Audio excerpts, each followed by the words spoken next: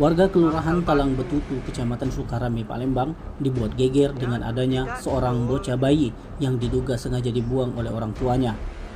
Bayi berjenis kelamin laki-laki itu ditemukan dalam kondisi digulingkan di atas tikar pandan dan hanya diselimuti kain biru. Diketemukan warga berada di pabrik pembuatan batu bata.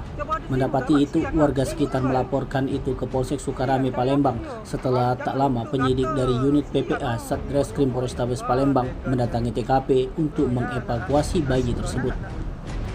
Sebelum dievakuasi, warga sempat membawa bayi tersebut ke Puskesmas Talang Betutu untuk mengecek kondisi kesehatan dari bayi itu.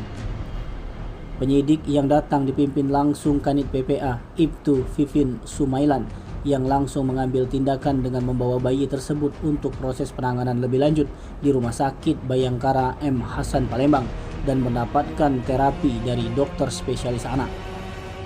Kolaborasi cepat antara warga dan pihak kepolisian ini menunjukkan kepedulian masyarakat terhadap keselamatan dan kesejahteraan terhadap bayi laki-laki tersebut. Terkait kabar perawatan seorang bayi itu diduga dibuang oleh orang tuanya, dibenarkan oleh Karumkit RS Bayangkara Muhammad Hasan Palembang. Setelah dilakukan pemeriksaan, bayi laki-laki itu dipastikan dalam kondisi sehat. Tim Liputan Sumsel TV melaporkan.